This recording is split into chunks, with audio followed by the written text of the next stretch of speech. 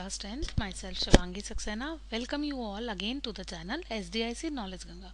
Class, in this today's video, we are going to discuss the long answer type questions of the lesson The Making of a Global World. So the very first question is कि क्या impact पड़ा था great depression का Indian economy में. ये question आपका CBSE 2018 में आया है. तो इंडिया एक्सपोर्ट करती थी और इंपोर्ट करती थी नियरली हाफ्ड बिटवीन 1928 से लेकर 1934 के बीच में. और एग्रीकल्चर जो प्राइस थे वो इंटरनेशनली क्या था as a result of this price plunged in India, गिर गए थे बहुत ज़्यादा. एंड डिस्पाइट दिस, इसके हटके कि colonial government refuse to reduce revenue की डिमांड्स उन्होंने कम नहीं करी थी. पीजेंट्स जो थे इंडेप्टनेस इंक्रीज उनकी बढ़ गई थी. एंड दे यूज टू अब द सेविंग्स, अब उनको अपने सेविंग्स भी यूज़ करना पड़ रहा था. आप समझ रहे हो, गिरवी रखना पड़ी थी उनकी ज़मीनें, बेचना पड़ गई थी अपनी ज्वेलरी और प्रीशियस मेटल्स को. तो इतना सारा इम्पैक्ट पड़ा था किस चीज़ का, ग्रेट डिप्रेशन का इंडियन इकोनॉमी पे. ठीक है.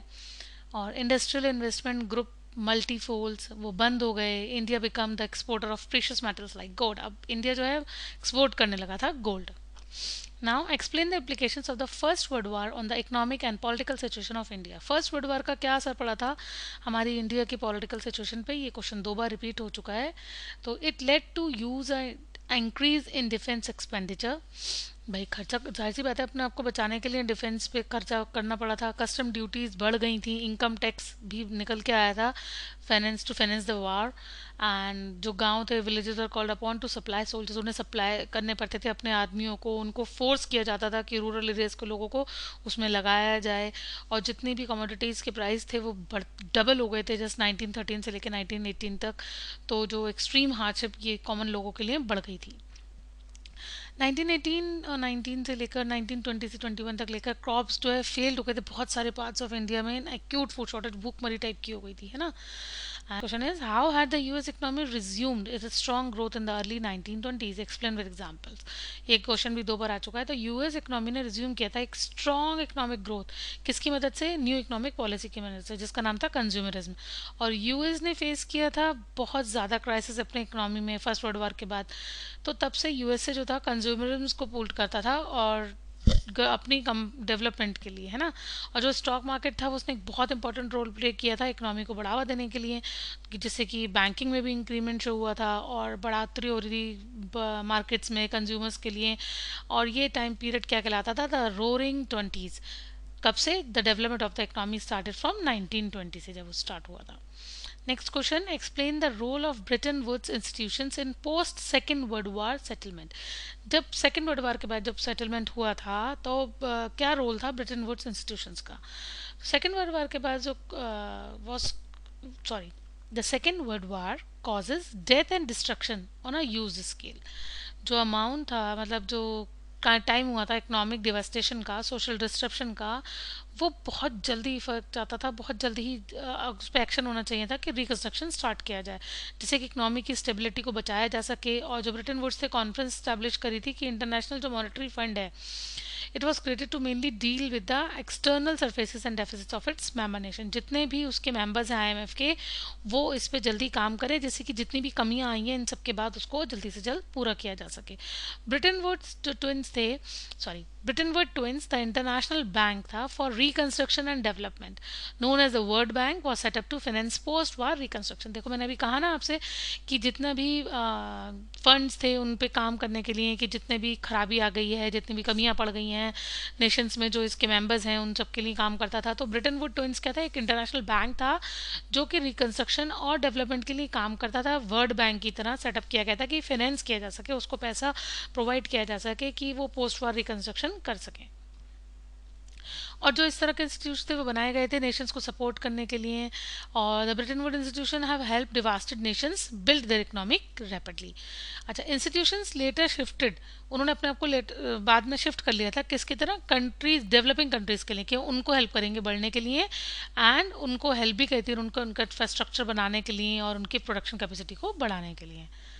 Next question, describe the role of technology in transformation of the world in the 19th century.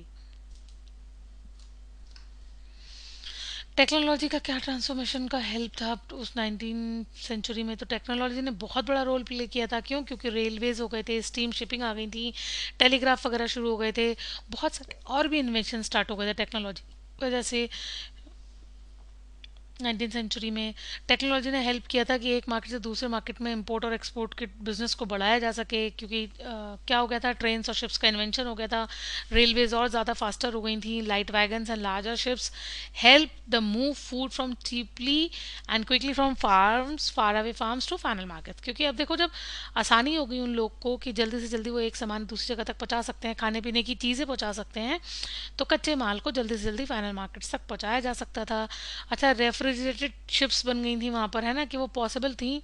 क्या करते थे वो, जो रेफ्रिजरेटेड शिप्स थी, जिसमें मतलब शिप्स में रेफ्रिजरेटर के थ्रू हम पॉसिबल कर सकते थे मीट को एक जगह से दूसरी जगह भेजने के लिए। लेकिन पहले क्या होता था, पहले जानवरों को ही ट्रांसपोर्ट करना पड़ता था मीट को खाने के लिए। ऐसे जैसे यूरोप की कंट्री में मीट खाया जाता था, तो वहाँ पे जानवरों को ही ट्रांसपोर्ट करना पड़ता था, एनिमल्स को ट्रांसपोर्ट करना पड़ता था। अब जब से रेफ्रिजरेटेड शिप हो गई थी, तो ये पॉसिबल किया जा सका था कि वहाँ पर अब मीट ट्रांसपोर्ट कर सकते हैं उसमें रखकर, है ना। और टेक्नोलॉजी ने बहुत ज़्यादा इंपॉर्टेंट रोल प्ले किया था वर्ल्ड मार्केट्स को प्रमोट करने के लिए और एक दूसरे से लिंक करने के लिए। Indian trade had played a crucial role in the late 19th century world economy. Analyse the statement. देखो, होम चार्जेस, ब्रिटेन ट्रेड ने सरप्लस इन स्टार्ट किया था इंडिया में कि they also have to pay home charges which include private remittance home by British officials and traders. Interest payments लगाए थे India के external डेब्ट पे as pensions in the British officials in India. ठीक है। Trade surplus, Britain had a trade surplus with India which is use to balance it trade deficit with other countries. और बहुत बड़ी कॉटन की supplier भी थी, तो इंडिया एक बहुत बड़ा कच्ची रुई का सप्लायर भी रहा ब्रिटेन के लिए, और जिसने हेल्प करी ब्रिटेन को टेक्सटाइल इंडस्ट्रीज को बढ़ावा देने के लिए। और जो इंडेंचर्ड वर्कर्स थे, मतलब जितने भी इंडेंचर्ड वर्कर्स थे बिहार से, उत्तर प्रदेश से, सेंट्रल इंडिया से, तमिलनाडु से, वो पहुंचाए गए अलग अलग खानों में काम करने के लिए और प्लांटेशंस के लिए वहाँ पर। और भी इंडिया क्या थी, इंडिया ओपीएम भी चाइना को अफीम, मतलब अफीम भी ट्रेड करती थी, the proceeds of which financed British ventures and imports. So these all were the question answers related of this lesson. So please keep revising, keep learning, and read the lessons carefully for more extra knowledge for the board exams. Get ready. Till then, take care. Bye bye.